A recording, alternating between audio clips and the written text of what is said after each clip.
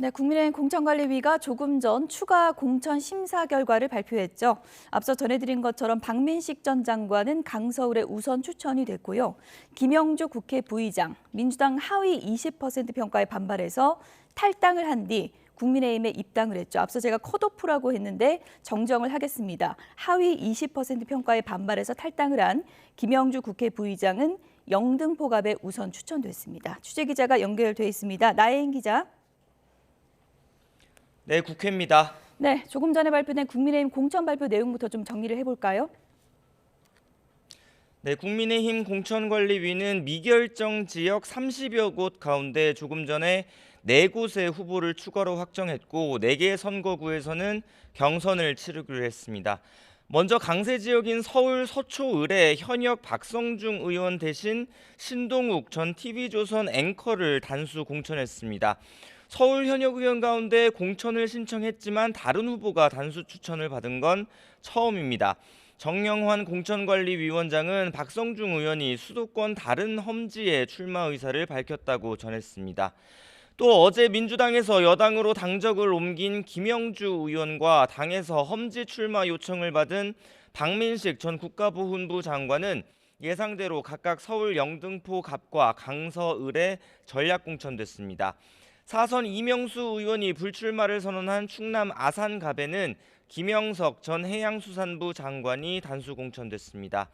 경선 지역 4곳 가운데선 경북 안동 예천에서 한동훈 비대위원장 비서실장인 김형동 의원이, 구미을에서는 김영식 의원이 각각 양자, 사자 경선 기회를 받게 됐습니다. 하지만 부산 서동의 현역 안병길 의원은 경선에서 배제돼 사실상 컷오프됐습니다. 여당 공관위는 일단 오전 발표에서는 서울 강남과 영남의 일부 강세 지역을 대상으로 거론된 국민추천 공천제에 대해선 결론을 맺지 못했습니다. 오전 10시부터 바로 추가 회의를 열고 이 부분을 논의하고 있습니다. 지역구 공천에서 현역 의원 강세가 이어지고 청년이나 여성, 정치 신인 등용이 부족하다는 지적이 나오자 일단 도입 필요성에는 공감을 했지만 범위와 형식을 두고 이견이 있는 상황입니다. 여당은 조금 전 발표로 전국 지역구 254곳 가운데 204곳의 후보를 확정했습니다. 남은 지역은 이번 주 목요일 모레까지는 결론을 내고 본격적인 선거 준비 체제에 돌입한다는 방침입니다. 네, 민주당 공천 작업은 막바지로 향해 가고 있는 상황인데 지금 당의 내홍이 여전한 상황이죠? 네, 민주당 공천에서 배제된 친문계 좌장 홍영표 의원은 오늘 아침 라디오 방송에 출연해 내일 거취에 관한 입장을 정확히 밝히겠다고 말했습니다. 탈당이 쉬운 문제는 아니라면서도 자신은 벼랑 끝까지 몰린 상황이라며 당에서 역할을 할 수 있을지, 또 당이 변할 수 있는 정당인지 고민해서 판단하겠다고 덧붙였습니다.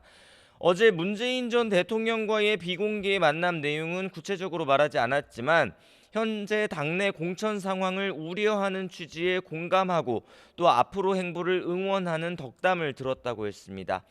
고심 끝에 당의 남기를 선택한 임종석 전 대통령 비서실장은 당분간 별다른 활동 없이 휴식을 취할 것으로 보입니다.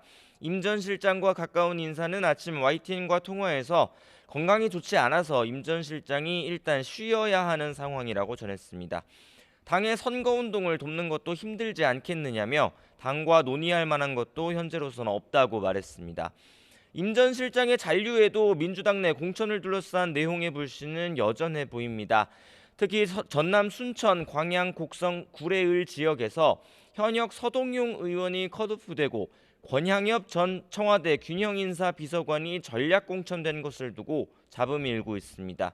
권 전 비서관은 지난 대선 당시 이재명 대표 배우자 김혜경 씨를 보좌했던 인물인데 당 지도부에서도 사천 논란이 일 수 있다는 점을 우려하는 목소리가 나온 것으로 전해졌습니다.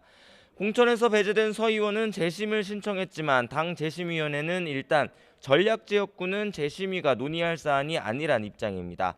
민주당은 권향엽 후보는 이 대표 배우자와 아무런 사적 인연이 없고 직함만 갖고 있었을 뿐 비서도 아니었다며 사천이라는 주장은 악의적 왜곡이자 명예훼손이라고 반박했습니다. 이 대표는 공천 작업이 마무리 국면에 접어들자 어제부터 격전지를 찾아 본격적인 총선 지원 행보에 돌입했습니다. 오전에는 취임 인사차 국회를 찾는 조국혁신당의 조국 대표와 만나는데 양당이 이 자리에서 선거 연대 방안을 논의할지 주목됩니다. 지금까지 국회에서 전해드렸습니다.